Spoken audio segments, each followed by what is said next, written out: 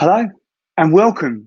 I know this is not Tuesday night and I'm not playing any music, but if you've kind of been following me, I've done a few of these interviews, and if you dig back, I've done interviews with the likes of LSD, the legend that is Ron Wells, Slipmat, uh, brain's totally gone. There's definitely a good few selection that are out there. And the idea behind this was really, I've got to be honest, was a little bit selfish, because it was for me about kind of digging deep into these stories of what happened in that era. 90 to kind of 95 is the kind of main focus. It was all about kind of finding out all these stories. As we all know, magazines never covered it. There was no internet. And unless you knew the DJ, half the time you didn't even know what the DJs looked like. So this was an opportunity really to kind of speak to these guys and dig that little bit deeper. So this is hopefully going to be a little bit more of a regular slot on Thursday. I might not do every Thursday, but I have got a guest lined up for next week, which I'll let you know about early next week.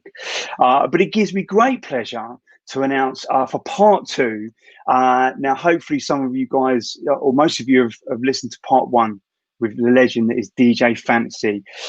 Such a rich kind of story and history, started way back. The real in-depth story is in his book, 3 Generations Deep, which I've read, would highly recommend if you have not already read it. Told so well, some amazing stories, and it really covers that era really well. For those of you who follow me, I always kind of struggled a little bit with some of these stories not quite being told. That era was kind of skipped over a little bit. So, Phantasy, and big up to Dave Jenkins as well, who co-wrote the book with him. So we did part one with Phantasy, and we kind of dug in nice and deep, and we definitely needed a part two. So with that introduction done, I'm going to bring in the man, the legend. It's DJ Phantasy. Yes, mate. How you doing? This is all very clever, isn't it? Isn't it? Yeah, I'm actually going to change the background. Yeah, it's all a bit snazzy, isn't it? I feel like it's like kind of ITV. Do you know what? Yeah, it is a bit ITV. Hey, listen, do you know what this thing is, right? I know a lot of your listeners will be on Bandcamp. And it was you, actually, you and Brent, I spoke to about Bandcamp, right? While you're doing the intros, I was just about to send you an email, and then I've just noticed that Bandcamp have actually got back to me and freed up the name for me, because remember I said to you I couldn't get my name. So yeah. Bandcamp family, you know what? Give me a few days. I've got some specials for you. Yeah, I found some stuff in the archive. So I now have djphantasy.bandcamp.com. I'm literally, while you were doing the intro, I was like, I was there just tapping away, putting it together. So wicked. It's all sorted. Well, that is nice. Well, that was definitely one of the things that we were going to ask, because it's been a good few months since we last spoke. And I know you, Steve, you are not a man to sit still. Whether there is a lockdown or not, you will have your fingers in probably more pies than you had now that you're not flying around all around the world. So we'll definitely kind of cover everything you've been up to while you've been in lockdown. That's for sure. Wicked. Yes, I have to keep it moving. Yes, indeed, mate, indeed. So where did we end up? We ended off probably somewhere around sort of like kind of 92, 93. As I say, like, we're going to get a few questions from a few of the listeners. So if you do have a question, I've got this really snazzy way. Let's find this. Look, let's bring this in. Look at that. Hey. Ron Wells says, hey. Well, funny enough, I've got something to tell you about Ron, Mr. Jack Smooth, the legend.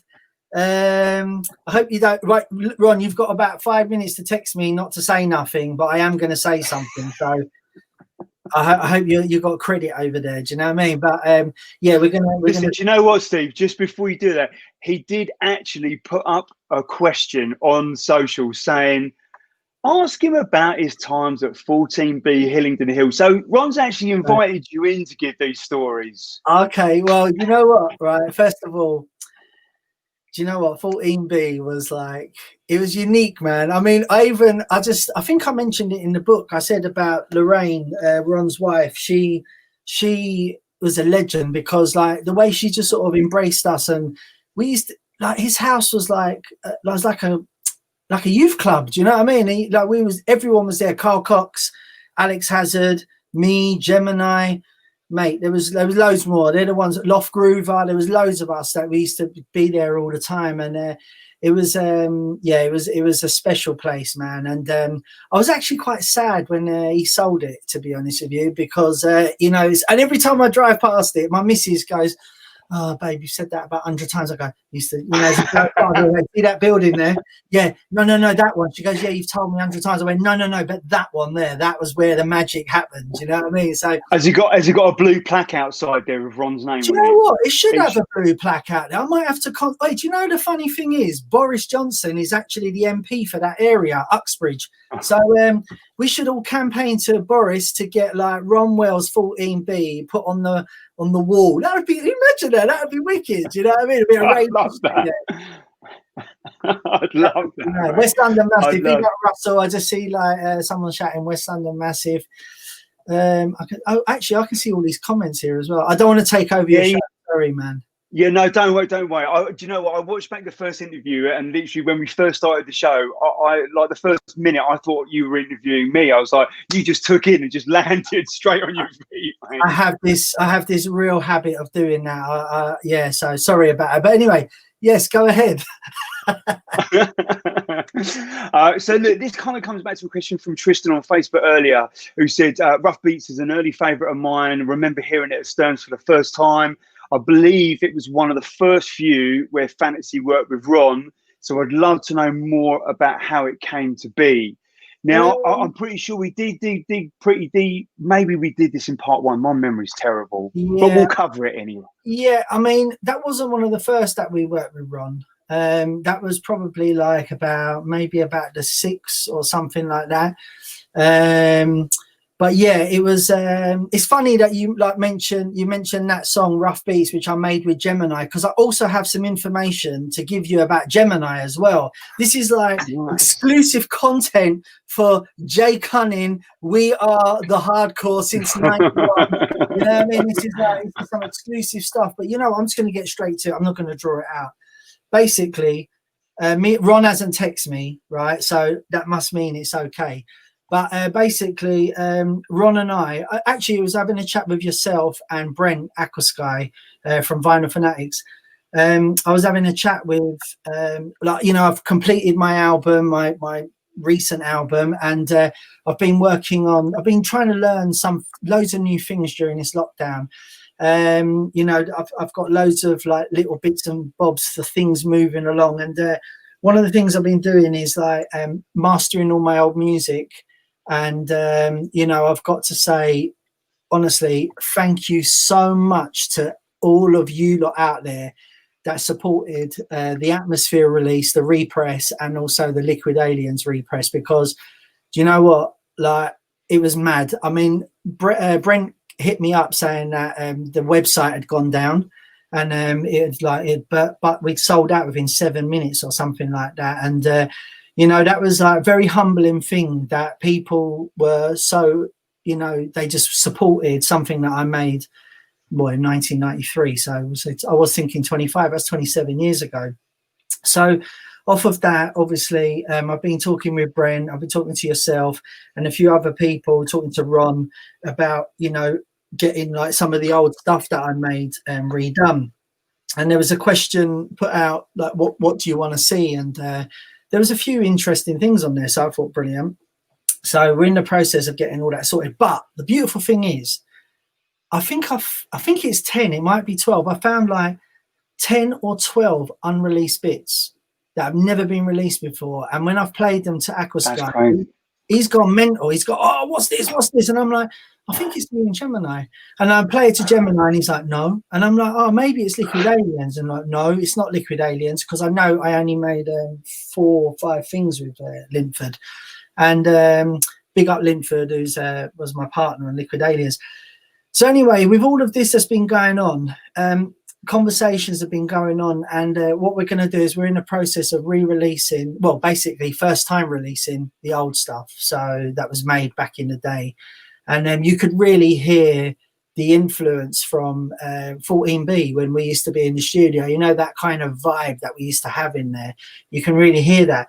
And then basically I hit up Jack Smooth and I was like, Ron, you know what what are you saying? Like I don't know if it was you or Brent. Somebody said to me, it'd be wicked if you got back in the studio. I think I asked you a question. Is there anyone now making old stuff? And you said, yeah. And you named all these guys. And I was like, okay, cool. And then I said, you said something, I think it was you, said, it'd be wicked if you and Jack Smooth did a track, got back in the studio. And I thought about it, and I hit up Ron, and I was like, look, what are you saying, man? Let's work on a little project. Like, and then Ron was obviously, Ron, if he's in it, he's on it. And he's basically messaging me. Well, we're on the phone. He's going, listen, I've got the original files for this, the original files for that. I'm like, because, you know, DJ Unite was basically, even though Seduction has obviously he done it with me, but it was like basically in the studio with me and Ron and Seduction, obviously like three of us, but Ron was there. So, you know, like when I was chatting to Ron, he's got all of that stuff. He's got all of the files and everything. He's got all the equipment and everything. And I was just like, do you know what? It'd be nice to kind of redo some of this stuff. Do you know what I mean? And so we got chatting. So basically, world exclusive here, Ron and I are basically going back in to make some original stuff from back then. You know what I mean? So mate, that is awesome news. Yeah, I'm really excited about it because the one thing that Ron and I used to do in the studio, man, we used to giggle like a couple of kids. You know, those Haribo kids, that was us. Like we were just, you know, and it was anything goes, anything went. And, you know, and it's like funny because I have some other news for you as well. I was talking to Gemini the other day, and basically because I was trying to check about some of the tracks that we made back in the day, and some that I thought I made with him, but he said no, that was you on your own and that. But I used to smoke a lot back then, as Ron would tell you. Ron, like, again, big up Lorraine, because we used to stink her house out, man, and like she never used to moan. But the thing is chatting with Gemini, and he's been on to me for months about getting in the studio. Not for months, for about 2 years. Oh, let's get in the studio. But he wants to make upfront drum and bass. And like I tried to say to him that making upfront drum and bass now, it's almost like a business card. You're doing it to perform at shows. Do you see what I'm saying? And to play at shows. It's not, you know, that's how I view it at the moment. Do you know what I mean? And so I kind of felt that I didn't really have the time to do that. But then I was talking to him the other day, and I said, look, you know, I've been talking to Ron. Me and Ron are going back in, and we're going to do some bits. And he was like, no way, are you serious? And I was like, yeah. And then he said, I just said to him, look, do you fancy just getting in and we just like have a bit of fun? And he was just on it, you know what I mean? So what's happening is Gemini and me and Gemini are basically going back in to do some stuff as well. So when I was talking to Simon, Gemini, he was like proper excited, going, oh my God, this is going to be mad. Da, da, da, da. And he said, what do you want to do? And I said, bruv, remember when we used to go to Ron's? What did we do? We just had a laugh and we had fun, right? And he went, yeah, guys, that's what I want. I don't want like to be under any pressure. Oh, we have to do this and we have to do that. We're just going to have fun and do some tunes, and hopefully everyone likes it. If they don't, no worries, cool. We'll have fun doing it. Do you know what I mean? But hopefully that comes across in the music. So basically, yeah, we're actually next Monday, we're in the studio, me and Gemini. So, mate, do you know what? That's kind of preempted one of the questions, because I think it was, I'll tell you, someone said, what's happening with Gemini? What's going on? So, mate, 2 world exclusives. I feel like I should have had some kind of like world exclusive. And you've got this ITV setup, and you're just like lacking on the big productions. You know what I mean? Like, but it's all good. It doesn't matter. We keep it real. Do you know what I mean? But you know, hey, look, I can do that. I can do this. How about that? There you go. I can do some of that. I can do some of that. There you go. So I've got a few little tricks, but not many. But mate, that's wicked news, and I think, you know what, that ethos of just kind of going back and having fun. There's no kind of agenda. There's no kind of box that you got to tick. There's nothing that, you know, you have to fulfill the expectations. You know, you can just go in and just have a little bit of fun, and that's got to be one of the best environments to create, right? Yeah, definitely, man. Have I lost you? Have you gone? You've gone all frozen, or is it me? No, I definitely know I'm not frozen. Anyway, guys, Jay will be back with us in a minute, because he's obviously all frozen. Oh, you're back. Oh, he's back. Can you hear me? Hi. I can now, yeah. Don't worry, I held the show while you were gone. Don't worry, bro. But you just carry on, mate. You just carry on. I'm just going to go and have a nap.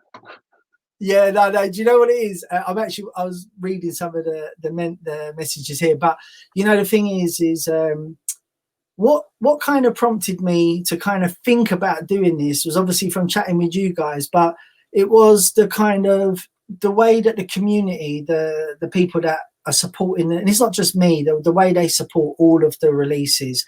You know, I've spoken to Ron about this. I've spoken to Brent about it, and I just thought, do you know what it is? I actually felt excited when I got off the phone to Ron and about, Rob, we're actually gonna make some old, you know what I mean, some old stuff. Like, you know, that's mental. You know, I never would. You'd asked me in the last interview, I'd have been like, no. I actually did say I always look forward, and don't get me wrong, I'm still looking forward. But what I'm trying to do is, like, we're in lockdown, man. You know, we'll say lockdown. There ain't no gigs going on. There ain't nothing. So what I want to do is we're not under that pressure to write a tune that we can play at the weekend to get that reaction, to get it out for the public, and that. Yeah. Now I can probably be a bit more free, and I've already been gathering samples. You know what I mean? We're going back. It's going to be samples. It's going to be, I'm probably going to grab 40 tunes and put them all together.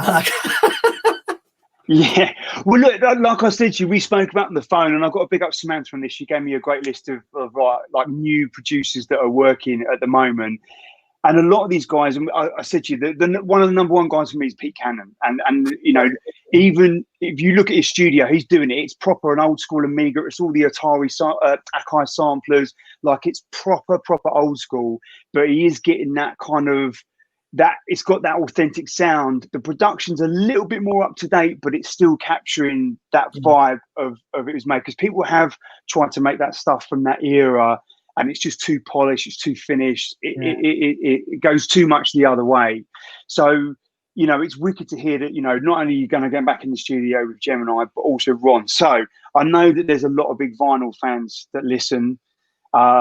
It's probably a little bit too early, but what's your initial thoughts about how you're going to get this out there? Digital or digital and vinyl? No, we will do digital and vinyl. We'll do both. But yeah, I've been talking to Brent Aquasky, Vinyl Fanatics. Sorry, I keep calling it Brent, but I've been talking to Brent Vinyl Fanatics about what we're going to do, because obviously he done such a terrific job with the Atmosphere and the Liquid Aliens. And do you know what I've got to say about him? The way he kind of like looks after the basic people that buy from him. Like, I don't think I've remember anyone that has thought so deeply about making sure that the community are looked after. And I'm not saying that there isn't other people. I can only talk about my experiences. I'm sure there is other people that do a terrific job. But what he does is, like, we got a load of warped vinyl. He calls them dished. To me, they're warped, yeah? And there was like about 30. And he's like, oh, I'm not sending them out. And I'm like, let me have a look. I mean, honestly, it was, listen, you if you was back in the day, you would have just played that, and it would have probably bounced every time, but you would have just been like, yeah, do you know what I mean? He was just sending it back. No, I've got to send it back. That delayed the project and that. So his detail, and also as well, when we redone the Liquid Wax logo, there was this little thing, I didn't even see it. And he was like, can you see it? And I'm like, no. And but anyway, he was, you know, honestly, everything is done to perfection. So the thing is I will be doing this via Vinyl Fanatics, because I know whatever we do, it will be done to the best of our ability. And then I know that when I get Vinyl Fanatics to do their bit, that ultimately the people that basically grab this project are going to be happy, because they're going to know that we've done the best that we can, and then that the people like Vinyl Fanatics have done the best they can. The thing is that, you know, it's not a big community of people that are buying records like it was, you know, back in the day where you were selling 5, 10, 15, however many thousands. It's a small community, but it's a very passionate community. And like you say, like, I've got a lot of time for Brent, because he looks after those people, and he does a good job, you know. Yeah, go on. One of the things I said to Brent the other day, I think this community needs to grow, and I want to try and do my bit to help it. So, you know, the thing is, there's a lot of this. There's a lot of like stories that from this era that have not been told. You know, like there's a lot of there's, you know, it just seems to be that you've got the acid house era when it all kicked off, and then you had like literally jungle. And what about that bit in the middle? Because that bit in the middle is the bit that kind of shaped all the different genres that spread out. And it's a shame really to sort of to see that this whole thing kind of missed out. You know, like, I know your show's called We Are Hardcore. I mean, and that was not my favorite word, hardcore. Do you know what I mean? Because in my head, I kind of put, don't get me wrong, I love Dougal and that, but I kind of put hardcore as what Dougal and them lot done. This era to me was rave. And then after this era, what you would call hardcore, because before this, there was Joey Beltram was doing the Euro sound. Do you know what I mean? Then it was rave, which is all the big anthems, you know what I mean? And then after that, it kind of become hardcore and then jungle techno. And then it kind of sort of went off in its own way. Do you know what I mean? Separated. Yeah. Do you know what? For me, basically, like, me and my mates always called it hardcore. Like, it was always like from 91, 92, 93, 94. And it was kind of 94 where hardcore actually, for me, it changed. It's when that 4/4 kit came in. And that we always used to call happy hardcore, because it kind of went, you know, more, it was more 4/4 based. I kind of like lost interest really. That's when I went more kind of down the jungle route. But yeah, for me, and it always got kind of referred back to as kind of old school. But for me, like hardcore, that was like, you know, that was the 91 to 93. That was that kind of era of music. But listen, I just wanted to rewind a little bit back to like the kind of the Atmosphere tune, because obviously massive tune. How did that all come about with Brent and kind of deciding to get that repressed and get back out there? What's that with Atmosphere? Yeah. I said it on the last interview that MC Spider hit me up and was like, oh, do you know Aquasky? You know, he wants to get in contact with you. He's a really good guy.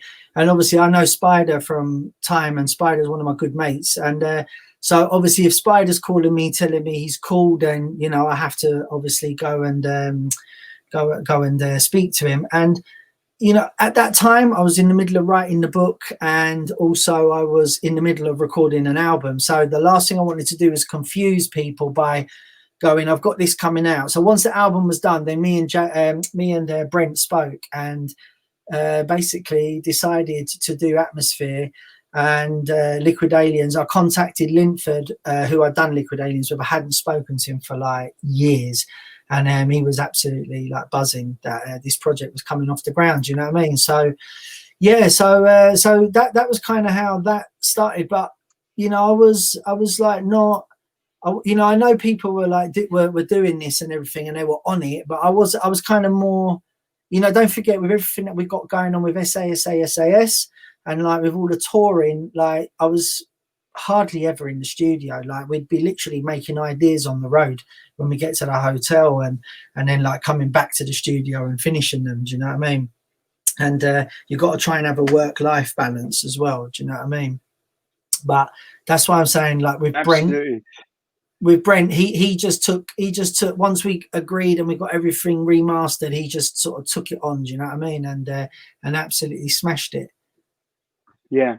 So Martin Moverley, long-time listener, first-time caller, says, what has Phantasy and Brent got up their sleeves for future/past releases? Well, if I played stuff, you wouldn't be able to hear it now, would you? I don't know. Just give it a go, see what happens. Let's see. I'm going to play you this one thing, right? When I sent it to Brent, he absolutely lost his shit. Where is it? Mate, how long it took me to go through these bloody DATs. You know, thing is, I got all the DATs mastered, and like I kind of thought to myself, yeah, I'm going to do it. And you know, you have to kind of look at the positives of something like this bloody like virus. And I just obviously that was it. No time on the road, so I had every opportunity to basically go in the studio and sit and edit all this stuff. And basically, when I say edit it, you've got like a whole 2-hour DAT. You've got to go in and chop each tune out, and then you've got to, what's this called? Oh mate, I'm so shit with names. Like, honestly, like, honestly, I'd have to phone. Like, I've even called Brent. Have you heard this before? And I've even sent some tunes to Brent to send to. He's got a couple of ears he uses to say, has this ever been released? Because I genuinely, I can't remember. As I say, you know, I used to smoke a lot back then, and it wasn't. I never really thought of the whole thing as a business. It was just fun. Do you know what I mean? We used to have a lot of fun. But I'm trying to look for this this folder. I don't even know if you'll be able to. Let's see. Yeah. No, can't find that. Where is it? Anyway, sorry, I will find it in a sec. But yeah, basically, question for YouTube. Say that again. I was just saying, like, if anyone wants to get a question, just stick it in the comments, and we can stick it up on there. Talking about DATs, I know you're trying to show a DAT that just said T3 on it, Terminator 3. Never heard it since. I don't know what he's done with it. He was playing it in the background, so I don't recall any set where anyone played it on dub plate. Who's that, Goldie? Yeah, I remember. The funny thing, you see that T3. I was in Canada with him in '92, and he bloody played that, mate. It was the most mentalist tune. He never released it. I don't know why. It was the most mentalist tune. You know that bit where it goes. The whole tune was like that, just going up and down. Yeah, I was just like, what the bloody hell? It was amazing. I found the folder now. Right, I don't know what it's called, so you have to forgive me. Honestly, there's like 25 tunes in here. Right, there's actually 25 tunes in here that we're checking if they've been released or not. So yeah, where is it? Here we go. I don't know if you can hear this. Can you hear this? Can you hear this? Yeah. I'm not going to play it all. Nice.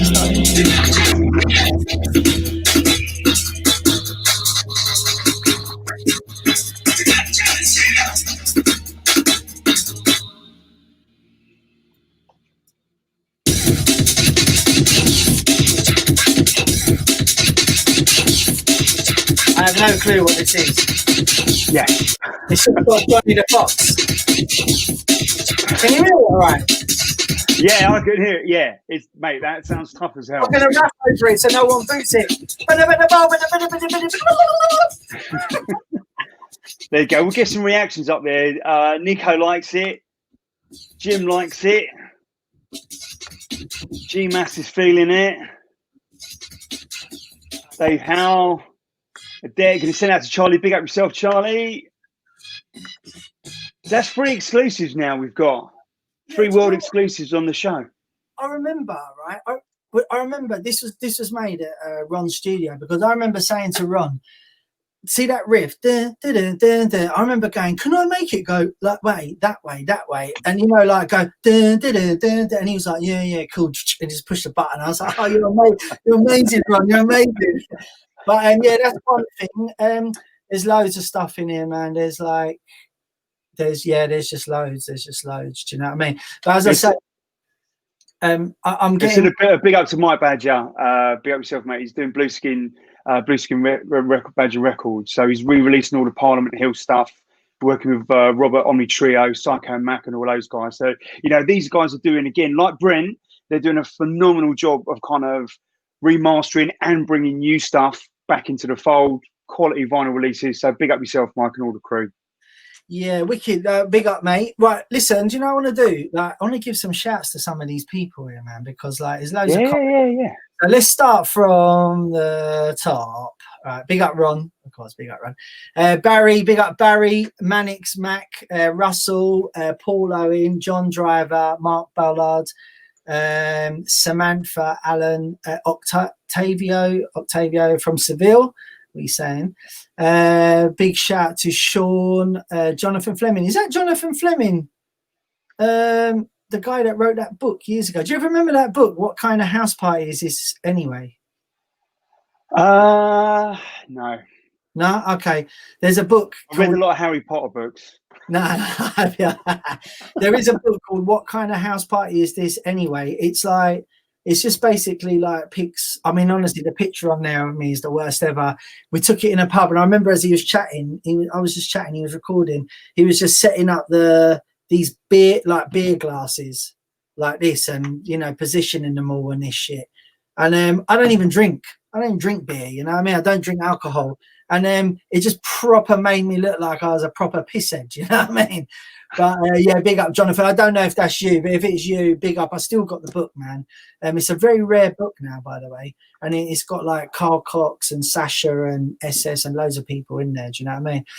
Big up over there, Shilver. Sorry, my reading's terrible. Big up Damien. Big up Chris. Big up Dave. God, there's loads of comments, man. Big love. Fantasy Summertime, what a set. I got a story about that. I don't know if I told you this, but the traffic was really bad getting in there, and I was 40 minutes late for my set. And I was more than 40 minutes. Yeah, I was 40 minutes late for my set. That's right. And then I ended up playing for about 20 minutes. So if you listen on the tape, there's only about 20 minutes on my set. And I remember SS come up to me and he's like, obviously SS being SS was there before the doors even opened. You know what I mean? He never left it on the edge. He was there.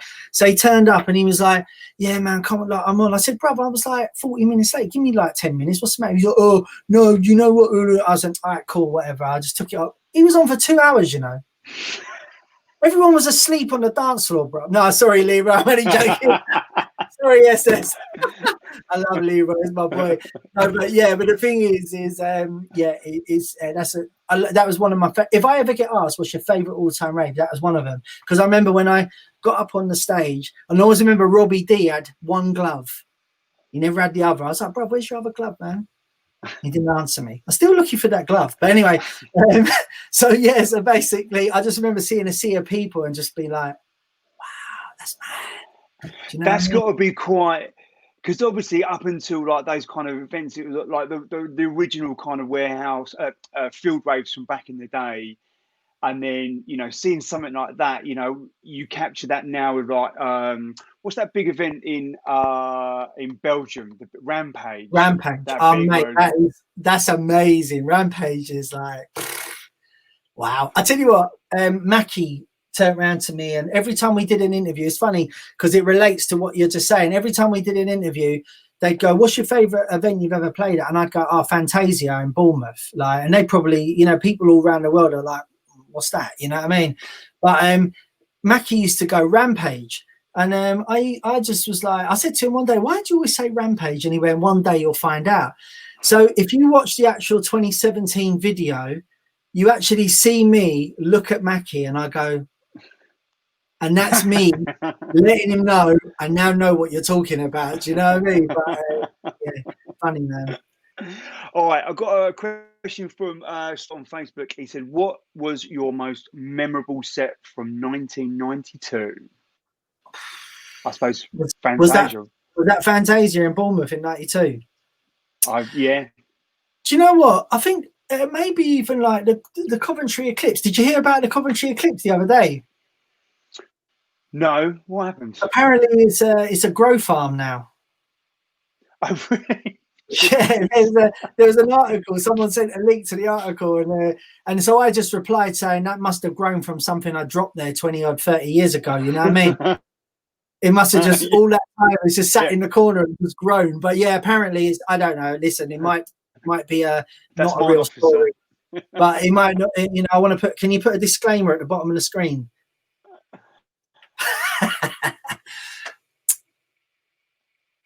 What's this? I went to a squat party. Who's GMAS?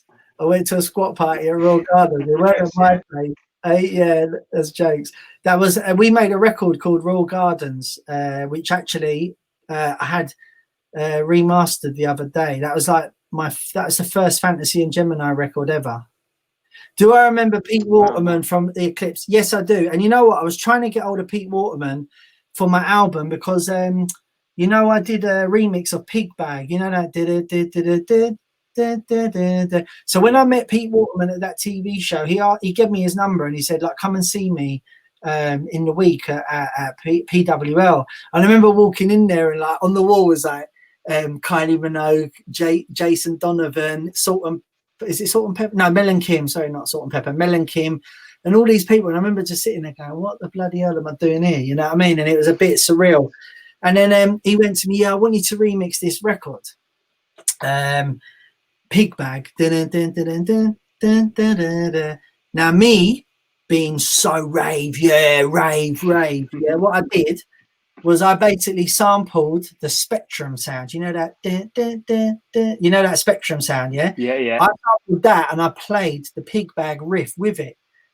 And I was well pleased with myself. I was like, yeah, man, I fucking did it. You know what I mean? And then I went to see Carl Cox after, and he's like, "You missed a trick here." And I'm like, "What do you mean?" And he's like, "Why didn't you just use the original sound?" And I just kind of thought to myself, would everyone think it was a bit cheesy? That's what it was in my head, was, would it be a bit cheesy if I did that, use the original sound? And, you know, I look back, I think about it now, and if I was looking at myself now, I'd probably slap myself in the head and go, just use the bloody original sound. You know what I mean? I was trying to keep it too real, like, you know, and that's why I kind of used that riff. But yeah, Pete Waterman, do you know what? What an absolute legend, an absolute gentleman, and you know, it's mad. It's a mad. He's such a lovely fella. Do you know what I mean? Yeah. He treated me with so much respect. Do you know what I mean? Well, look, I'm going to give a shout out to Travis, because he actually asked pretty much exactly the same question and said, "Do you remember them? And do you have any funny stories?" And you've done it. So big up. Okay. Got a question from Jim Flux. He says, "What about your memories of Stearns? You remember Stearns?" Oh my God, Stearns was amazing. You know, the thing is with Stearns, right? I think it was one of them places. Do you ever get that thing where something was so good and you don't realize how good it was until it's gone? You know, I didn't realize, like I actually had people tell me years later, promoters, that they booked me because I was playing at Stearns, and I was like, really? Yeah. I thought you booked me because I was wicked, but no, they booked me because I was playing at Stearns. So the thing is yeah, basically, you just don't realize, but like what a club like that can put onto a whole scene. Do you know what I mean? And you know, I got a big up Mensa, God rest his soul. He was an absolute legend, and he was always fun to be around. And yeah, do you know what? I actually tried years later to get that venue to do an event, and they weren't having none of it.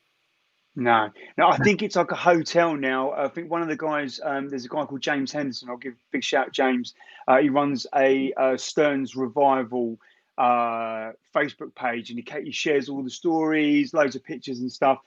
And big up to him. Is him and another guy who do events as well. They do the reunions, Stearns reunions. So when the parties start back up again, mate, it'd be great to see you down there, because Stearns was a real special one for me. That was the first rave I ever went to, which I think was, I always say October '91, but it was definitely sometime in '91. And up to that point, I'd heard all the tunes. You know, you listen to pirate radio, you're buying some tape bags, but that's the only experience of it through your crappy little JVC stereo. And maybe a mate had like a big bass bin in his back of his car. But when you actually walk down, I'm actually getting goosebumps now. Actually walk down those stairs, and those lasers are licking all over the place, the sweat's dripping on your face, and you just get to that bottom, and it's just like, right. It was mental. I thought I got it now. Now I probably get it. Yeah. It was a special time, you know what I mean? And it's such a sad thing that the kids coming through and finding the music these days, they don't really have that kind of, they won't be able to have that experience. I mean, don't get me wrong, they've got wicked things like these festivals that are happening in the daytime, and that's an amazing thing. I love them festivals. You know, obviously I love to be home by 11 o'clock with a kebab, you know what I mean? But the thing is, it's 10 o'clock now. Oh yeah, well, yeah. Talking about that, listen, anyone who's locked in, Skibbity has got a social distance event this week. Yeah, it's this Sunday. There's only a few tables left, and if you want to get down there, the tickets are available from Def Tickets. There's not many tables left, but it's it's mad how you have to kind of try and work with the situation you're in right now. Do you know what I mean? And like, we want to be able to like get out, play music and everything like that, but you just kind of have to work with the situation it is right now. You know what, we were talking a little bit before we went live, and it is inspiring to see how, like, you know, some people are, you know, doing like in face of all these kind of lockdowns and restrictions that we've got. You know, not like Dizzy Rascal's been doing tours. He's been doing the car park tours where everyone gets a little bit of a space outside of the car. You know, I know Rain Dance is doing a thing. I think it's next weekend, next Saturday. Are they? Again, it's all like, I think they've joined up with someone else. They're doing it at the Cause somewhere. Skipper obviously doing it as well. So it's nice to kind of see all these guys still trying to do it, you know, because it ain't the same, but that shouldn't stop people trying. Oh, I get really inspired by that, you know, because it's like, well, look, what are you going to do? You're going to sit at home for like months on end, just moping into your warm pint of beer, or you're going to get out and do something about it. Exactly. You just got you just got to kind of get on with it. Hold on, I'm just going to click on live now. Sorry, I just meant to share this to my page, but when the Bandcamp thing come along, I was so excited because I've been waiting for like weeks to get it sorted, and so please go over there and follow, because you know what, I found like a few copies of tracks, original presses, and they're crisp copies as well that haven't been touched, you know what I mean? So I want to basically put them up there and everything like that. So so I actually forgot to actually share the stream, do you know what I mean? Don't worry, I've got it here, mate. I'll stick it back up there. So talk to me about what your plans for Bandcamp. Are you going to put some of your older stuff there, exclusive unreleased stuff? What's your thought process for that? Yeah, I'm definitely, to be honest, I don't think it'll be the new stuff. I think it'll just be the older stuff, because I already have the outlets for the new stuff. And I think it'll probably be the older stuff. I don't know. Do you know what? I to be honest, I never really thought about Bandcamp until you guys were kind of telling me, oh, you should get Bandcamp, you know what I mean? And then I kind of thought, oh, maybe I should. So that was when I kind of thought, okay, maybe I should, you know what I mean? So so that will be the plan, to do the old stuff, do you know what I mean? So well, look, I mean, sorry, I was going to say, if there's anything anybody like thinks that they want on there, you know, please, I don't know too much about it, do you know what I mean? Just let me know and I'll see if I can sort it, do you know what I mean? Yeah. Well, listen, I know the back catalogue is definitely going to be more than welcome, you know, especially with that stuff from like kind of 91 to 93. Most of it for many years was just like shitty 128K rips off YouTube. So to actually get it from that properly mastered, you know, it's an absolute dream. So I'm pretty sure that is going to be more than welcome. I have a question, actually.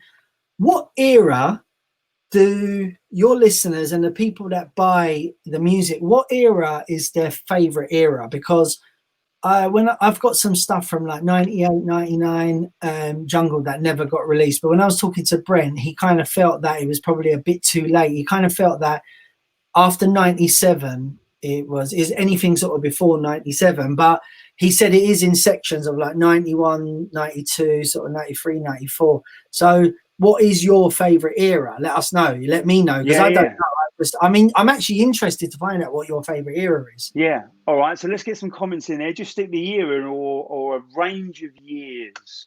There we go. So GMAS already is in there. Where is he? 90 to 93. Damien, 90 to 95. Charlie's very 90. Just anything 90s. Go on, Charlie. 88. 88, 89. I love that. There you go. I love that. Mr. Dave Elusive Birch. Big up yourself. Dave's another one, 92 Retro's, doing some represses. And actually, he was one of the original guys with 92 Retro, was putting out vinyl releases, represses of classic tunes from, wow, long time ago. Big up yourself, Dave. Scotty says 90 to 94. Samantha's 90 to 92. Darren Buzz, 90 to 92. Mark Bollard 90, Jim Fuchs 91 to 96. So definitely 92, 93 is definitely a big one. Okay. 92 probably doing it big. John Driver saying the same. So I think you're pretty safe with anything from 90 to 92, 93. Yeah, basically. But to be honest, they're my two favourite years as well. Like that for me was, You know, I missed the whole of '93 because I spent a whole year in New Zealand. So I've That's spent the right. Yeah. last 27 years catching up with all these tunes, which is great because I'm still finding new old tunes. So it's like I'm kind of reliving that whole year. Darren Buzz says Ace is back on the scene. So this is a good one. I don't know if you've seen this, I but have. Ace, yeah, mate, I'm not joking. Chris Lunacy sent me all the remixes that they've done. Mate, I was so emotional. It was unreal. I literally was shaking as I was downloading it. All the Trip to the Moons, unreleased, and the supposed Trip to the Moon Part 4, which is actually a Santos. Oh God, I can't remember his name. Someone will spot it in there. It wasn't. It was an unofficial, or it was an official remix for FFRR, but never actually came out. But the remixes and the unreleased stuff, and Ason's done some versions of it. Mate, I honestly, it's just out of this fucking world. Six-piece Yeah. vinyl, mate. I am all over that. 16th of That's wicked. November. Could you imagine, like, if everybody like who was making music back then all come back and started making the music? Surely the whole thing would have to grow again.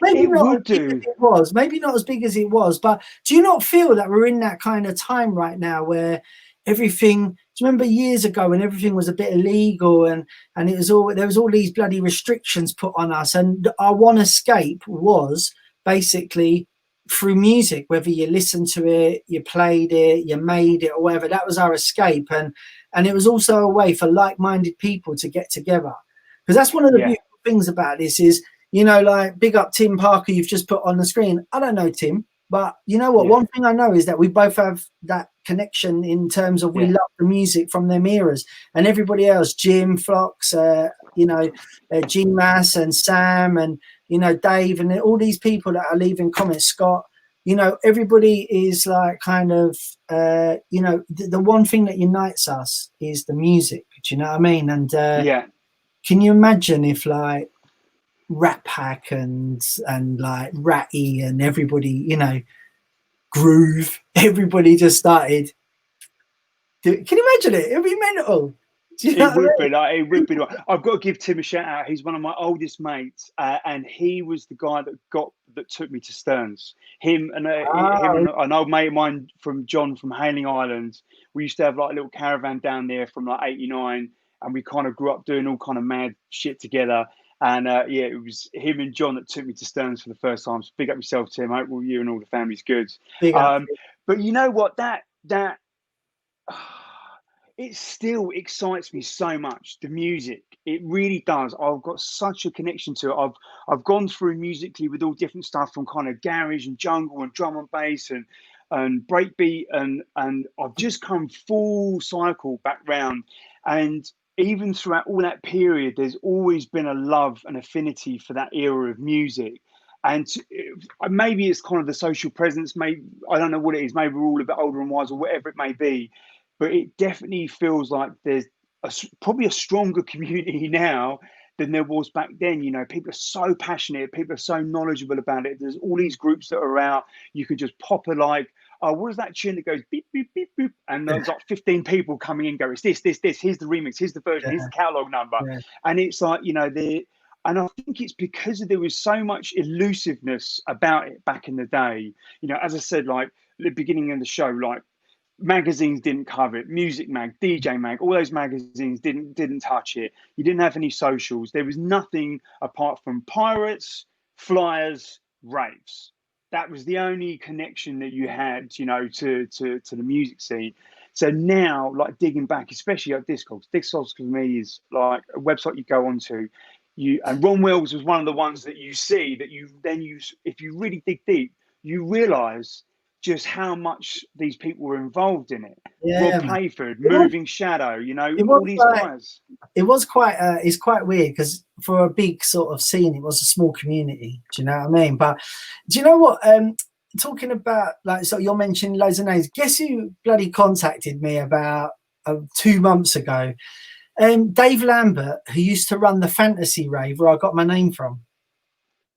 And so someone did ask, actually, and I know that we did talk about this, but you feel free to recap how you got the name.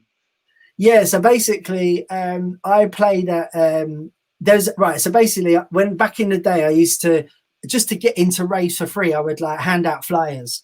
Do you know what I mean? Not even to get in for free. Before that, going back, I remember Slough Centre. I would there was the queues were massive to go in there, and I really didn't want to be standing in the queue. So I got to know the promoter Stuart, and I just said to him, "Look, I'm going to Rage, Land of Oz on a Monday, Rage on a Thursday. Do you want me to take some flyers for you?" And he was like, "Yeah, cool." And so I just said, "Look, if I take flyers, will you just give me a queue jump?" And he was like, "Yeah, cool."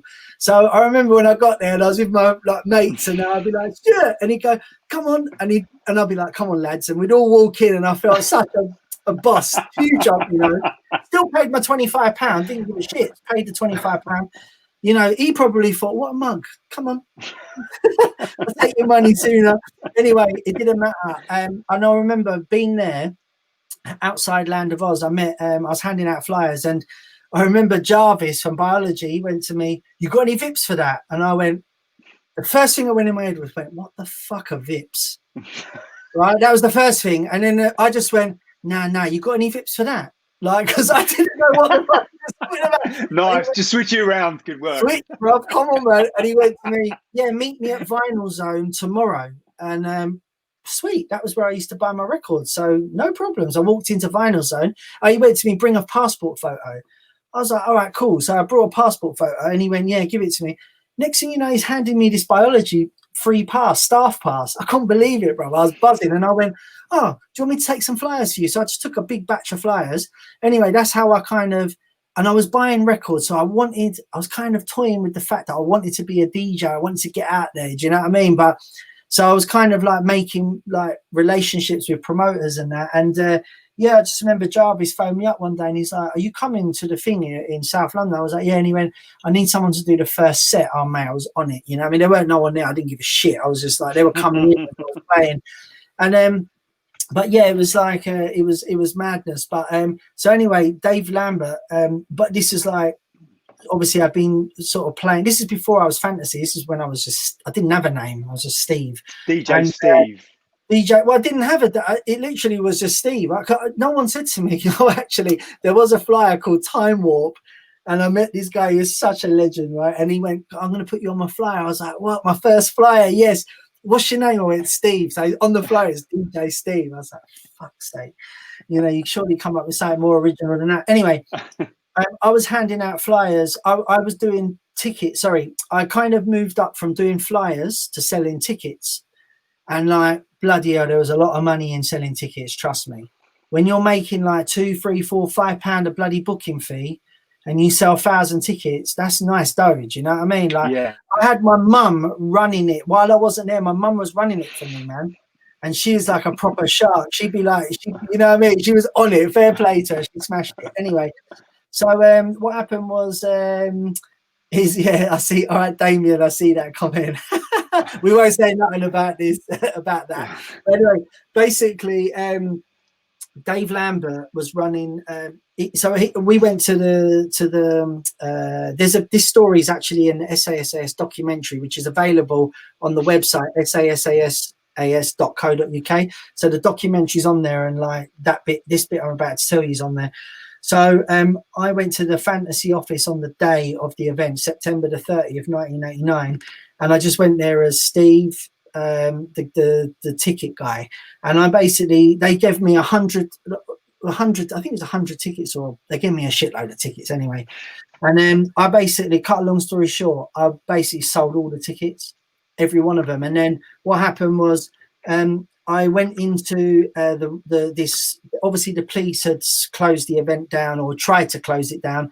And I just remember getting out and telling everyone, "Run across the field, run across the field." And as I'm running across the field, I thought, "Wait a minute, I've lost my security, my dogs." I had 2 security guys and 2 dogs, and my mate Wurzel. I lost everybody, and my pockets were stuffed with money. I mean, it was ridiculous.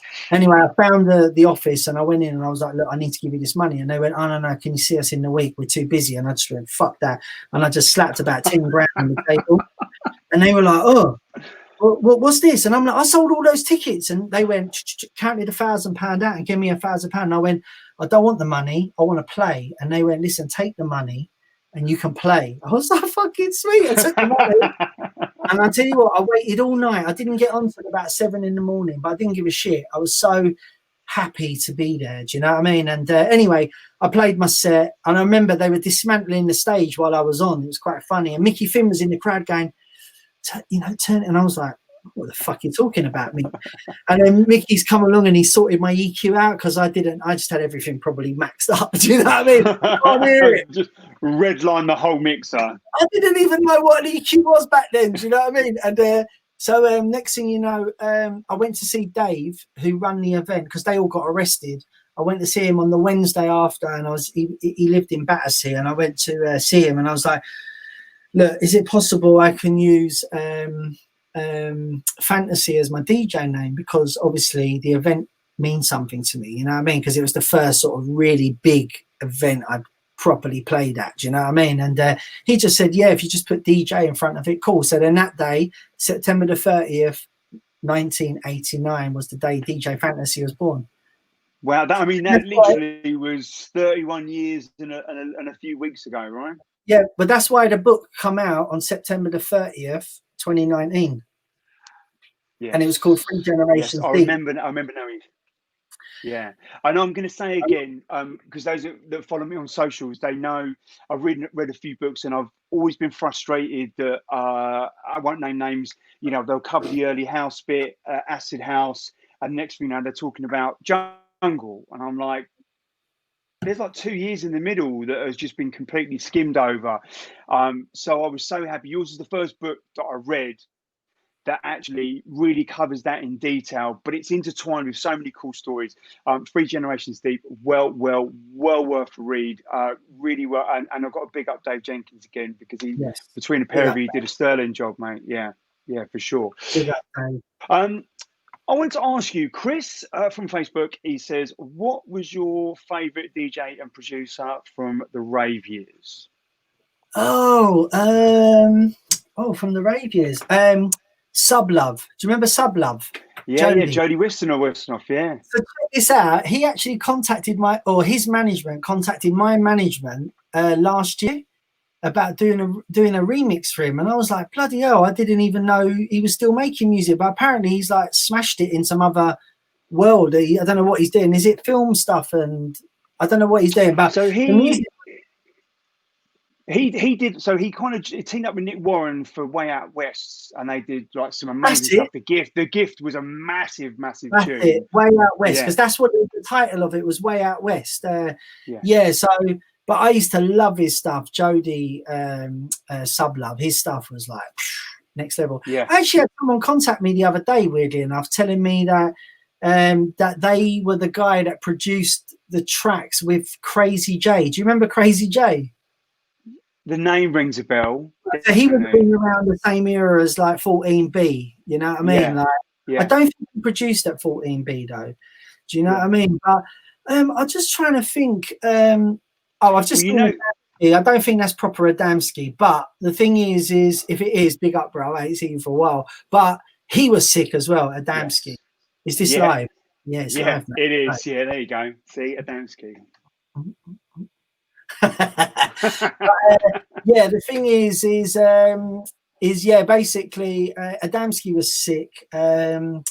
Oh man, there was so many, Prodigy. I mean, I don't want to kind of pick the ones everybody knew. I want to kind of go a bit deeper. That's why I said Sublove. Also Nebula 2, Joe. Yeah. He was sick as well. I loved his stuff. I remember when Pete Waterman put me on the spot, I couldn't think of anything. And because I was told before we did that TV show, we're going to plan all the questions and everything like that. And then next thing you know, I turned around to Pete and he was like getting all dried up because it was so hot in there. And he turned around and he goes, Pete, what are we going to talk about? He went, don't know, we'll make it up as we go along. And I went, and then he just went, and he went, what's your favourite tune? And put the mic in my hand. And I went, and I honestly proper, Space Overdose. That's right. But basically, I was literally caught out, and the only thing I could think of was Nebula 2 Cod Rider. I just remember they had this tune. Cod Rider was a big tune. And the flip side, totally I don't forgotten. remember But the flip side. I just remember both sides are banging tunes. Yeah. I'm going to give a quick big up to Mark Bollard from all the Wax On crew in Birmingham. These guys do like Vine Lonely Nights. Again, keeping that vibe alive. So big up yourself, Mark. Out to all the Wax On crew. Big up, Mark. Yes, Ron. Okay, yes, Bass Overdose. Ron's just messaged that Crazy J was Bass Overdose, but yeah, I don't know. Oh, actually, Ron, did you get that message I sent you the other day with that big house producer that's done a mix of Trip to Trumpton? There's somebody sent me a link. It's like a proper big EDM house producers actually done a version of Trip to Trumpton, but they've kind of, and he actually said afterwards, yes, I know it was done back in the rave days. Do you know what I mean? But he's used the bells, the fire alarm thing. I don't think he's used the riff. Do you know what I mean? But do you know what? I'm sure, and someone shared a video of someone's done a house mix of Bookham's remix of. Oh my god, my brain's totally gone. What's that massive remix that he did back in '93?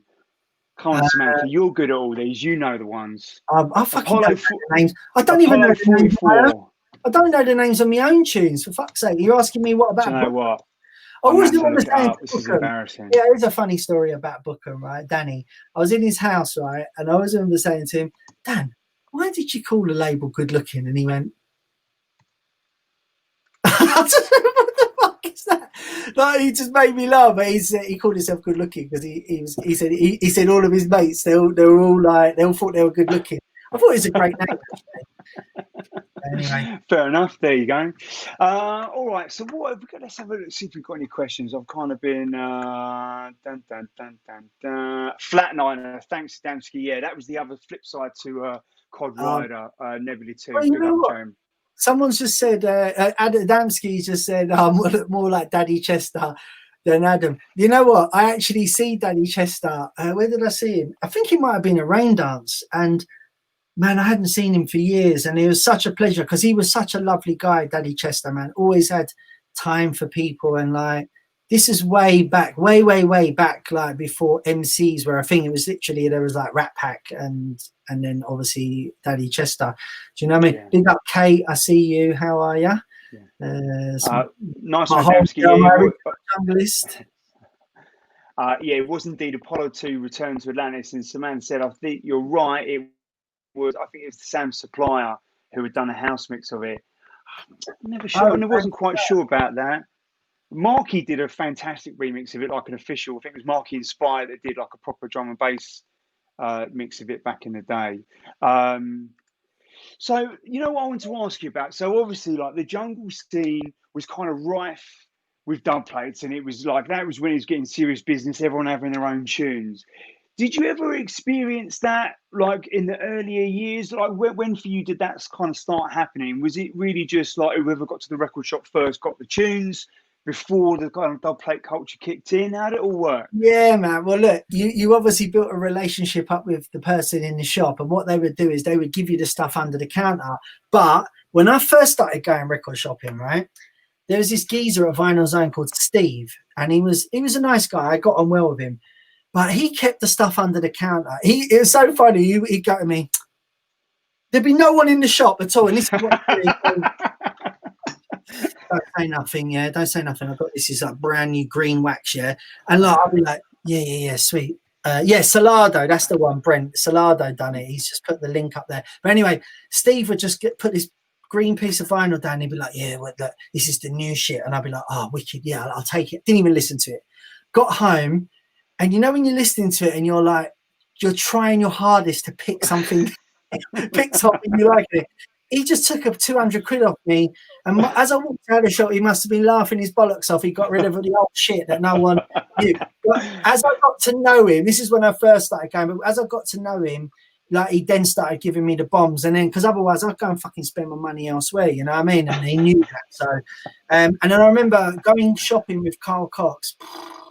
Mate, I'll tell you a funny story, right? I'm sure you guys know of Phil Wells, Basement Records. So I always remember going in to Reading with Phil, to where Phil had a shop there, right? And I remember walking in the shop, and it was this big long counter, and it was round, and I'm standing there, right? And I'm like, as he walks past, like, oh, excuse me, mate, he just proper ignored me. I was like, all right, cool.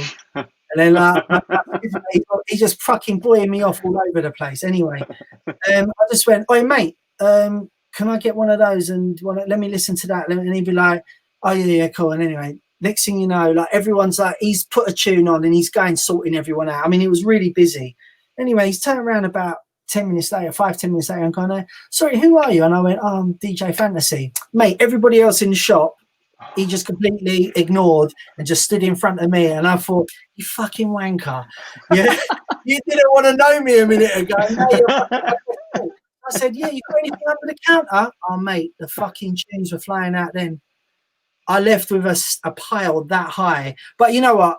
I don't hold grudges. I got a lot of respect for Phil. You know, I mean, I've known him for years and obviously worked with him for many years. But the thing is man, my piles are like that. But going shopping with Carl Cox was not the one, because Carl would buy everything and anything just to support the industry and buy it. And obviously, when you're with Carl, you got to go, "Yeah, I'll get one of them." And then so they were just going pulling two piles, and our piles were fucking stacked, man. And I'm just like thinking, how the fuck am I going to even get these home? Do you know what I mean? Let alone pay for them. No, yeah, you know what I mean? And, I never had that Carl Cox money, you know what I'm saying? I wasn't no 4 deck. I was just still trying to get my head around the 2 decks. Do you know what I mean? But the thing is, it was, you just had to just know the people in the shop, and they would give you the under the counter exclusives. Do you know what I mean? And I think it was they had a bit of everything under the counter, especially the shit they couldn't get rid of. It was, do you know what? It was, you definitely had to be a certain type of person and a certain persona to work in a record shop. And if you didn't know who they were, then that was it. Basically, you'd get ignored. You'd eventually be there. We used to go a lot to like Naked Records in Harrowville because it was the closest one to us. And my mate would never go there because he worked in a suit around the corner. Big up yourself, boy. And he's like, "I ain't walking into a record shop in my suit. There is no way in fucking God's earth am I walking in there in a suit." Because he'd gone in there every Saturday and was slowly building up this reputation and didn't want to be known as like the briefcase wanker that walked in there in a suit. So listen, I've got a question for you. How many records would you say you own now? Not many. Sold them all. You got rid of, really? Yeah. Okay, I'll rephrase. At the peak, how many do you reckon you had? Thousands, like 20, 30. It was ridiculous. Like, and the thing is, I remember what it was like I was moving, like I lived in a flat, and honestly, just this whole corner of the flat was just stacked with, they weren't even neatly stacked, they were just stacked. Do you know what I mean? And like every time we moved, it was like a fucking ball ache trying to move them. And anyway, someone just hit me up. This geezer from Leicester hit me up, and he just said, "Look, do you want to buy? I want to, like, have you got any records to sell?" And I was just like, "Yeah, what, make me an." I basically said, "Come down, make me an offer," and he made me an offer, and I just said, "Yeah, cool." Let's put it, there's that many. You had to do a couple of trips. Jesus, so, that's good. Yeah, what I kept, I gave him some bombs, mate. He would have definitely quadrupled his money back. But I just thought, you know what? I'm just going to keep my stuff, and I'm going to keep all the 88, 89, and 1990. Because that's my favorite era. And the reason it's my favorite era is because I believe that everybody's favorite era is at the point they found the music. So I found the music at 88, and it was like, oh my God, what is this? It's amazing. And that, I'll always have that fond memory of, like, everybody together. There weren't no fighting. Before that, I'd be going to Dingles on a Friday night, a Saturday night, and guaranteed at 2 a.m. it's going to kick off. It was absolute. It was a dead cert there was going to be a fight at 2 a.m. Even if you weren't in it, you weren't involved, you'd just be standing there and it'd be kicking off. So I always had that kind of, growing up, there was always this Aggie kind of element to club life. So when I found raves and I just see everyone was just there, like, loving each other, it was just like, what the bloody hell? This is like mad. Do you know what I mean? It's just like crazy. So, but I'll tell you one thing, listen, one thing just to quickly switch up. Yeah, someone sent me this yesterday. Right now, this is I didn't have this. Somebody, I got to big him up. I'll find his name now in a second. I'll find his name while I'm listening. While you're listening, someone sent me this. It's my tune, right? I didn't even have it. He had the dat of it, or he had like something of it. Listen to this. I hope you can hear it. Another exclusive. I'm going to talk over it. That's number 4. Number 4.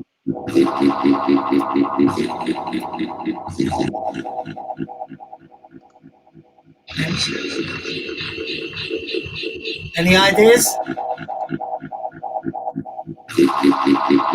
I'm waiting for the tempo to try and categorize the year. Unreleased remix.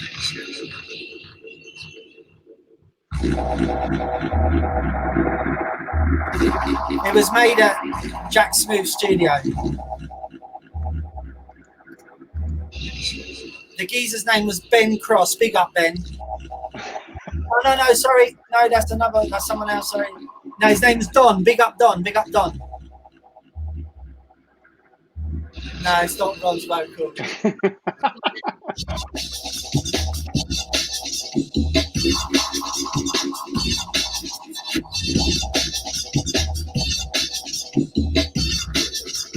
'92. I'm going 92. 93. Do you not know what tune it is? I mean, it kind of sounds like it's been played, like I'm hearing bits of it. I'm not hearing it as clear as you're hearing it. Right, it's a Liquid Aliens, Are You Sure I'm Gonna Be Okay remix. There you go. Dave Elusive, of course, he's got it. Did you hear the 14B strings? There you go.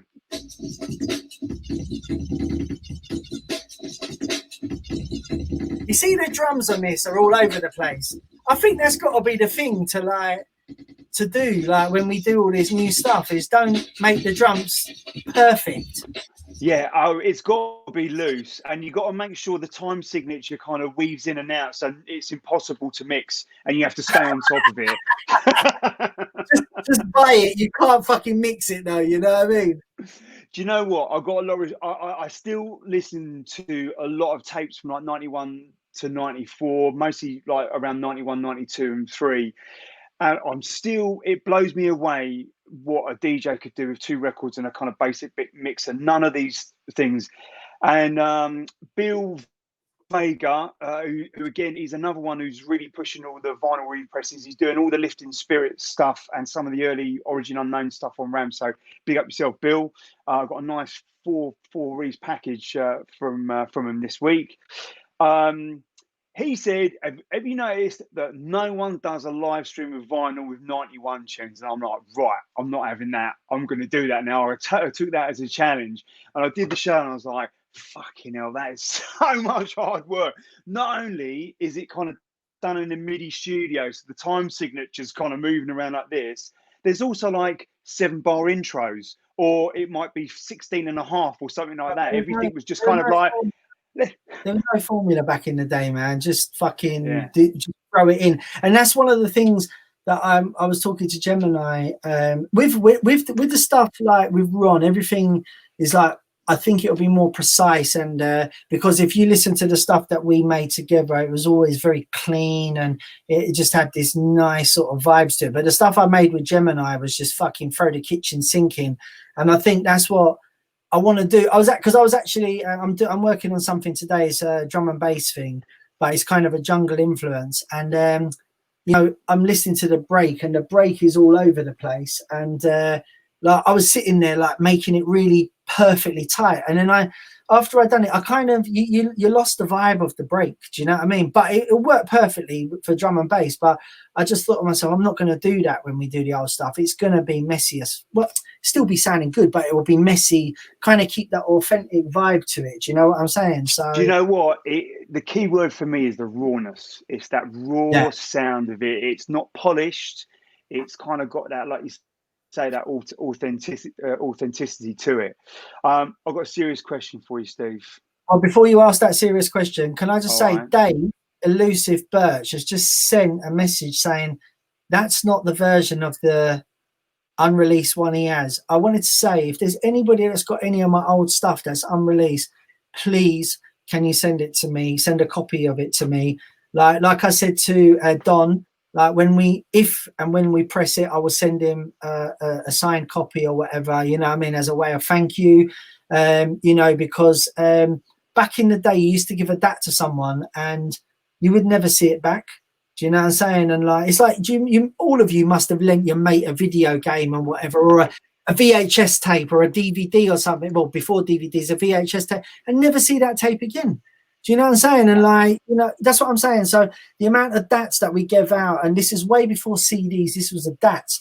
And like, I know there's loads of my tunes out there that people have got. So please, if you can, like, send them back to me, like, that would be wicked. I mean, obviously I've got a lot of it, but there is stuff that I don't have.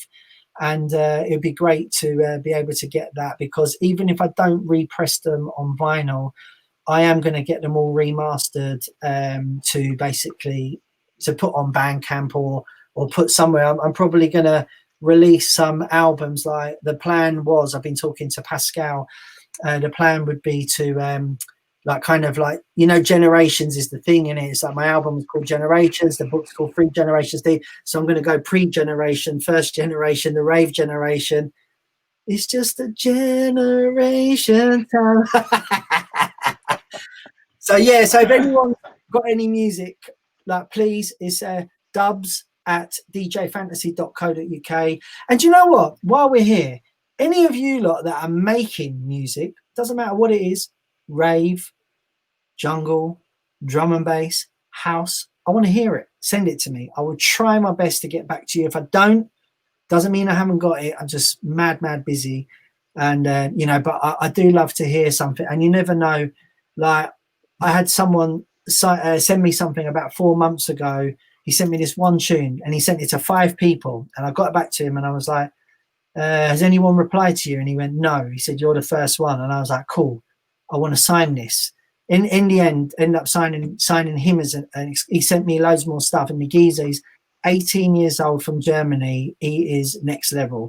If he's this good at 18 and he's not even doing it full time, what's he going to be like in 10 years time? He's going to be ridiculous.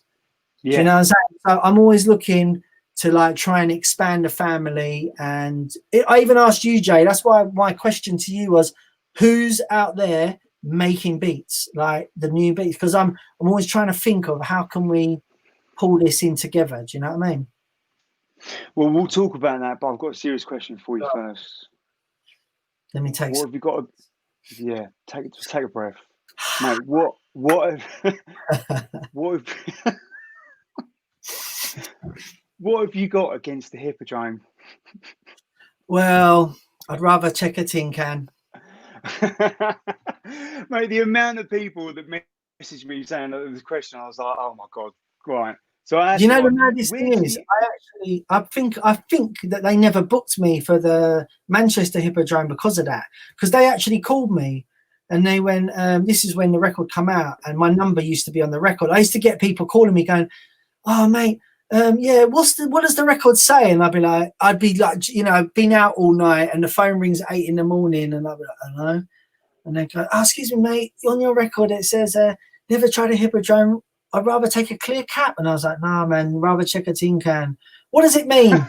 Oh, it's just a rap, man. You know what I mean? And like, some people, if I was awake, I'd go, well, you know, back in the day when people who take crack used to wrap the Coke can and they'd bend it over and they'd rather check a tin can. That's, you know, and I'd go, but if I was asleep, I was like, oh, I don't know, man, it's just a rap, but thanks a lot. Put the phone down. But yeah, the Manchester Hippodrome called me and they went, Phantasy, and they say, is this DJ Phantasy? I'm like, yeah. And they go, oh, we're blah, blah from the Manchester Hippodrome. Oh, yeah, cool. How are you? Thinking, are they going to phone me to book me? Why did you put that record about us? And I was like, what? I said, what are you talking about? It's not about anybody. This is a bloody rap. Like, and then they were just like, oh, are you sure it wasn't about us? I'm like, no, it really wasn't about you. I'll be honest with you, I didn't even know about the Hippodrome at that time. Do you know what I mean? I knew about the London one. I didn't know there was one in Manchester. But yeah, but I played at the Hippodrome in London loads. And I played that record. Yeah. Just check, is that the right email address? dubs@djphantasy.com, yeah? I think it's .co.uk. Hold on, let me check. DJ Phantasy. Yeah, .co.uk. Sorry. Oh, no. That's totally my bad. I just want to make sure I get that right. There we go. Yeah, you know what? I went to the Hippodrome once, definitely. I can't remember. It was definitely like the old Orange raves that were down there. So, and that was quite a different experience because I was used to kind of going to these dark, dingy places. And the next thing you know, you're at a Hippodrome and it's got this full mental kind of square lighting rig that kind of comes down. And yeah, that was quite a different experience, especially from like Laserdrome in Peckham. Listen to this. I'll tell you a funny story. I met Hype at the Hippodrome, right? And I always remember Gemini used to go to me, there's this geezer called Hype. He's wicked. He scratches and everything. I was like, all right, cool. So anyway, I was coming off the decks and Hype was going on. And I was like, you know me, I'm friendly, innit? I'm like, hey, what's happening? You're Hype. Oh, yeah, my mate Gemini says you're a wicked DJ, da-da-da-da. And like, give me your number. So Hype gave me a card. And so I phoned him up the next day. And I was like, all right, it's Phantasy. And he's like, yeah, well, you know, Hype, miserable as ever. He's like, yeah, what? And then I was like, yeah, man, what are you doing? I don't know why the fuck, because I would never do that now. But I went, yeah, where are you? I'm going to come and meet you. And I just drove up to his house. And like, we just become really good friends, and we're still friends to this day. I was talking to him earlier, like we're still really good friends this day. He's like one of my good friends in this industry, you know what I mean? And you know what? I always remember he said to me after about a month of knowing me, he went, "You used to hate you." And I was like, "You hate me? Why?" And he went, "Well, you're playing at all those big raves and I'm not." And I was like, "Oh, fuck off, man." Do you know what I mean? But he was like, no, but you're all right, you are. And I was like, for fuck's sake, he fucking hates me. And he didn't do it. Because I knew him now a month, and I was actually all right. You know what? That's just Kev, innit? I just love him to bits. Yeah. Straight down the line, you know, never ever like no fucking. You don't get, oh yeah, I really like this, and oh, that's shit. He'll tell you this is shit. You know what I mean? And yeah. I love him for that. You know, sometimes he'd tell me things like, "Oh, you've got to do this," and I'll be like, "Oh, fuck off." You know, like I'm just thinking, I was fucking doing this before you, but you know what I mean? You can't say he's a legend. You know what I mean? I love him to bits. But big up Hype. Yes, indeed, mate. He's an absolute. Yeah, I'm actually. Yeah, nice. I'm actually meeting up with Hype tomorrow. I'm heading down the Players' Dungeon. He's back on the case now. He's back with a vengeance. Hey, listen, bruv. Make sure your whole day you ain't getting out of the dungeons unless you basically fight your way out. Just make sure you haven't got any dinners planned. Tell the missus, babe, no dinners. But the dungeons is like bring some video cameras and everything. You'll have an amazing time down there. Yeah, nice. Yeah. I've been chatting to him a bit recently. It's nice to kind of see he's back on the case. So we're doing a bit of work together through the range side. So yeah, I'm also hopefully going to get him down to do one of these as well because he's got one or two stories to tell.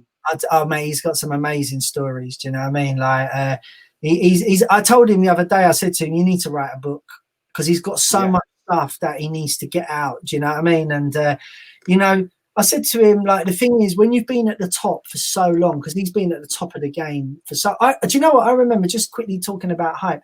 I remember the day everything changed for him, and I went to Coventry Eclipse with him, and he was playing at Jungle Fever. I never used to play for Jungle Fever, so I just went there with him because I knew this event was like, you know, obviously I played at the Eclipse all the time, and I just said, "Oh, Kev, like." You know, we were hanging out, innit? He said, "Do you want to come?" I went up there. And I remember watching him on the balcony and he was down on the DJ thing playing and I was just watching. And it was that night that changed everything for Hype as a DJ in Jungle. Like he just come so prepared and he had tunes that nobody had. He just had he must have spent about $5,000 on dubs. It was ridiculous. And he played such a sick set that night. And that basically... I remember on the way home, he was like as high as a kite, and you know he don't touch drugs. Do you know what I mean? He would have a little spliff in that, but he never touched drugs. But he was so high off of the vibe from the crowd. And we were talking about it the other day, and he said he always remembers that his mate turned around and said to him that it was that his mate said to him, "This is what I've been waiting for all my life, like just seeing this happening right now." Do you mind holding on 1 second? Sorry, 1 sec. Hello. All right, babe, wicked. I'm live with Jay online. He's laughing because I've answered the phone. But of course, if my wife calls, everything's No, it's fine, mate. It's fine. Yeah, I know, but Jay, you know what he does, mate? He just chats so much, man. I can't get a word in edgeways. I do like talking. I'll give you that. Yeah, she didn't realise we were still live. Sorry, when the wife calls, man, you know what I mean? I can't answer, innit? You know what I mean? But yes, we'll wrap this up now. So thanks for coming, Jay. I really appreciate that. No, it's a pleasure, mate. I'll see you later. Yeah. Listen, if you go to the dungeon tomorrow, just tell the missus you'll be back Saturday because you ain't getting out of there. It's a great vibes. Do you know what I mean?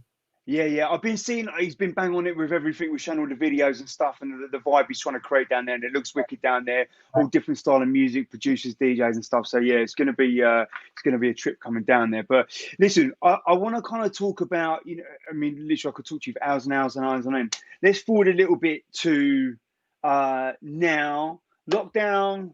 Obviously, clubs, festivals, everything's like been suffering mad. But I know that has not stopped you. You've just had an album out, Generations, and I know you've got other bits and pieces going on. Fill us in, mate. What's happening? Yeah, so basically, I'm working with a team of people. Like what I've been doing during lockdown, one of the things I've been doing is trying to keep fit because, like we would kind of try to keep fit running through bloody airports. And when we be abroad, we'd get you better check your emails, by the way. I sent you a logo. The thing is like we basically, when we get to the hotels, I don't know, we went to Australia, we get to a hotel, like, Mackie and I would probably go in the gym with Harry and we'd all be there just like gearing each other up and working out. So one of the things I've been doing, out of many things I've been doing, one of the things I've been doing is working on a brand called D&B Hit, and we also have Jungle Hit, Rave Hit, and UKG Hit. So UKG Hit is involved with Garage Nation. Rave Hit is a moon dancer involved. I spoke to Grant Epidemic the other day about getting involved for Epidemic. And then you've got the Jungle and Drum and Bass, which are kind of sort of fall in the same category.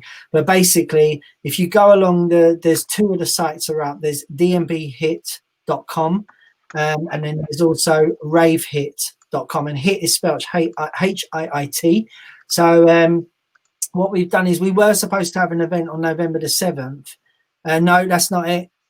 No, DMB Hit. No, that's Hit the Floor. It's DMB Hit. So if you scroll down, DMB. So I can't even type on the screen here. How can you type? Give me the. What's the link for it? I'll find it. www.dnbhiit.com. Oh yeah, there we go. All right, let's bring it back in.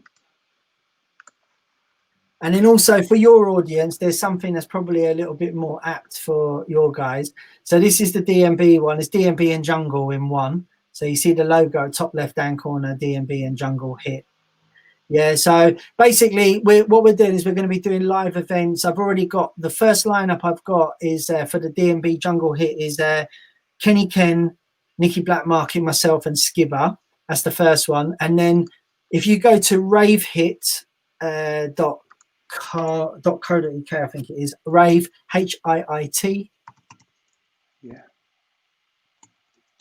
Yeah, so there you go. You'll see that's the rave one. Now, the first event we've got is Rat Pack and Slip Mat with Five Alive.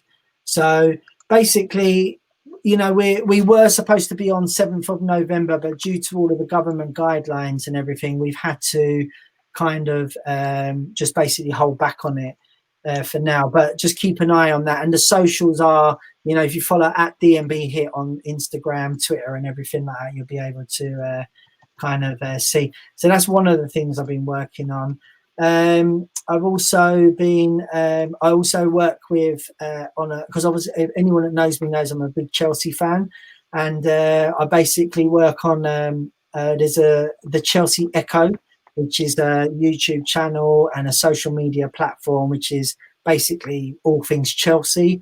That's the Chelsea Echo. So big up my boy Louis. Louis's the main man. Louis just does everything. He's an absolute don. And yeah, so I work with Louis on that. But Louis was doing another Chelsea channel before, and then he left that. And yeah, so basically he's doing this now, and I'm working with him on that. So that's that. I'm trying to think now what else. Oh bloody hell! There's so many things I can't even remember them all now. Oh yes, we've got a new podcast video cast starting as well. Bass. I can't remember the bloody name of it now. Oh yeah, also as well for the drum and bass fans, I've got a social media outlet, D&B Vibes, which I work with my boys Shane and George, and that's doing really well. We've got a new label for that. So there's loads of things going on, man. Just just got to kind of keep things moving. We can't just kind of you can't just sort of sit there and go, oh, there's no raves on. You've got to okay, what can we do? Do you know what I mean? You know me, I've always kind of kept my hands in on stuff. You know what I mean? And also as well, the reason why I asked people to send music, because we found some really, like, from the drum and bass side, I found some really exciting youngsters in drum and bass right now. There's a girl called DJ Cara, and what I love about Cara is she's only like she just turned 21, and her social media is so on point. But you know what? She loves the jungle, like, the old music. Like, she's got she knows about it because her mum was a DJ and her dad was a producer. I'm going to meet them this weekend because she's actually playing a Skibbers thing. And then also she's a big star for the future. Also, working with Ben Snow's another big star for the future, and also a kid called Kinetics, working with him. And then also Time Limit, the guy from Germany. So that's what I'm saying. It's just, we've been in a position that we find ourselves in. We have to try and help bring people through. And I've always done that going back years. I've always been like there to help, try and help people come through and realize their potential, because I don't look at anyone as a threat or as a competition. I look at everyone as allies, and the bigger we are together, the stronger the whole thing is. Do you understand what I mean? 100%. Yeah, 100%. If you look at, like, see Mackie G, Mackie G has gone on to become one of the biggest DJs in drum and bass. Now, other people might have seen that he was coming big and kind of tried to suffocate that. I enhanced that, because the bigger Mackie becomes, that's better for me.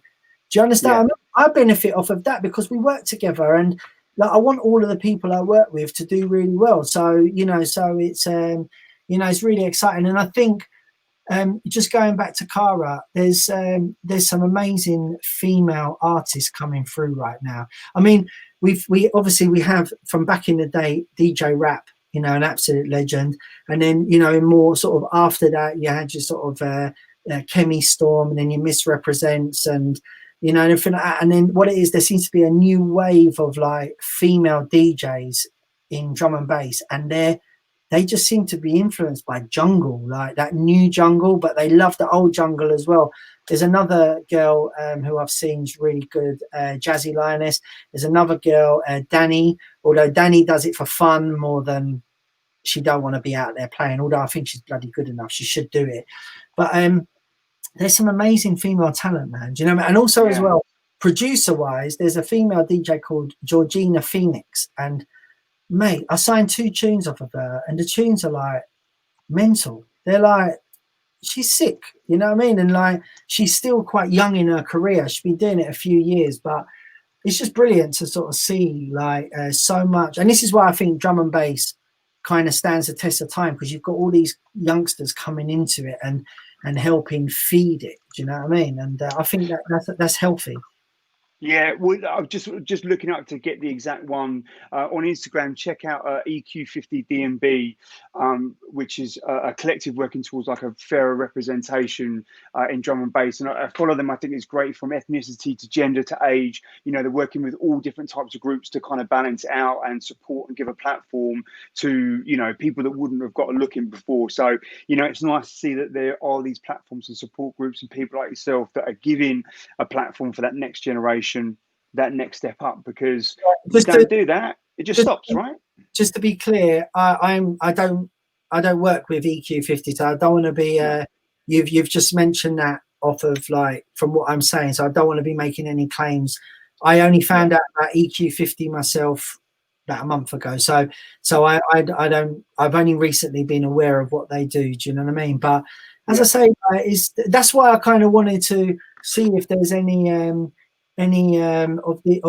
new producers making old music, because we've got some albums coming out like Rave Hit. We're going to do a Rave Hit album, so I'm looking for literally rave music. It doesn't matter, you didn't have to be even making it back then. If you're making it now, I'm looking for it. If it's good, it will basically get the Jay Cunning test, the Aqua Sky test, the Jack Smooth test. I'll run it through everybody. What do you reckon of this? And then if it's good, then what I mean, there's a potential to get on this album project. You know what I mean? Yeah, nice, mate. Well, look, there's some amazing stuff that you keep kind of pushing forward, and I've got to say, mate, like, thank you very much again for spending this time between part 1 and part 2. We've put the world to rights, and we've educated the people. And like I said at the beginning, like, in all honesty, I started doing these, and I still do them a little bit for selfish reasons, because I never had access to this information. I didn't know the DJ. I was just a raver. I bought a ticket, went to a rave, danced my ass off for the night, came home, done. Bought a tape pack a few weeks later, and that's all the information you had. That's what we were as well. You know what I mean? That's actually one of the reasons why I wanted to sell tickets and get involved, like, because I just like to be the first to know, you know what I mean? So I'd be like, people would be calling me going, where is it? And that comes even from the football days when I used to like go Chelsea when I was young and running with the firm and all that. And it's another subject, but I knew the elders, so I always like kind of knew what was going on, and it was lovely to be the meets at the road, you know what I mean? And you kind of you'd still always in the know. So when I got into the industry, I kind of wanted to be in the know, and that was a beautiful thing, you know what I mean? To just be able to be able to give people that information, do you know what I mean? And as I say, I'm all for trying to help people realize, look, how many people have dreams to be able to like put a record out? And funny enough, talking about records, when Mackie and I made a record with DJ Fresh, Fresh was like, yeah, I'm going to press some vinyl. I was like, all right, cool, yeah, wicked. And like, I didn't realize Mackie was absolutely buzzing. And I was like, when we got sent the vinyl, he was like, oh my God, this is sick. And I was just like, oh, okay. And he's like, this is my first ever vinyl release. I was like, oh, fuck off, are you for real? I couldn't believe it.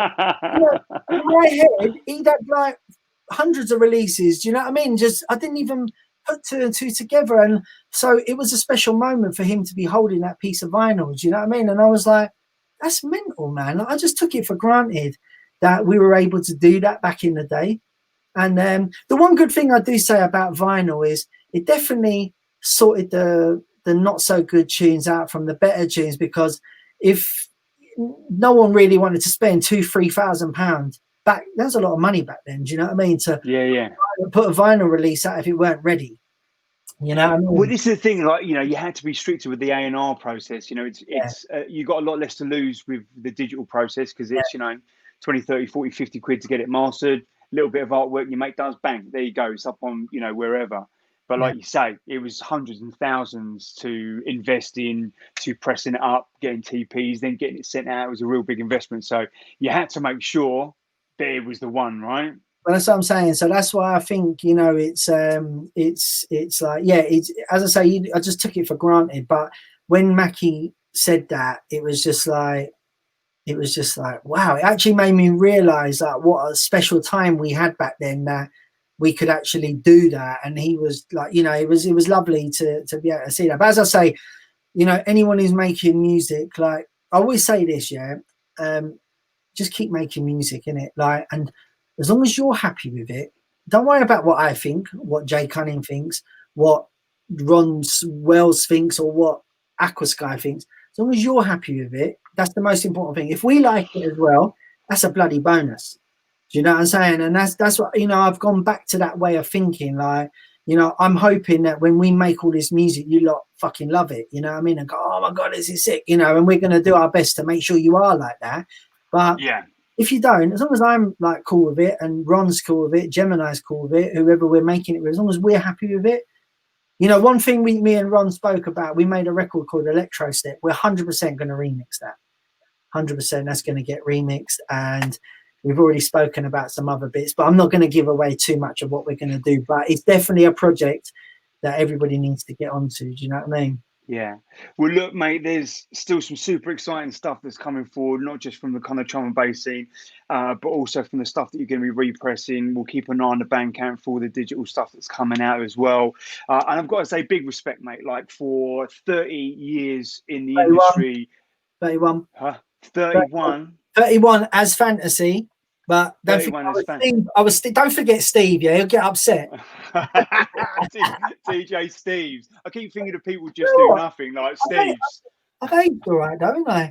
Do you know what my secret is? Done. Keep eating, because you know what? Fat don't crack. And on that note, I leave you. Wicked, mate. Listen, you take care of yourself. Thank you very much for the time, mate. Much appreciate. And as and when the stuff goes in, mate, we'll be blasting it and sharing it everywhere. You know what? Big love to everybody who sent messages and that. I'm sorry if we missed your name and your shout outs. Your big love to you lot, because remember, without you lot, this whole thing don't happen. And I say this all the time. Without the people, this don't happen. Do you know what I mean? So big love to all of the community, and yeah, man, we got some exciting things to be playing you and bringing you real soon. Yeah, nice, mate. All right, listen, mate, big up yourself. Next week I've got Rat Pack on Thursday night. More details to come. Lock in. Nice one, mate. You take it easy. We'll catch you soon. All right. Cheers. Later. Yeah.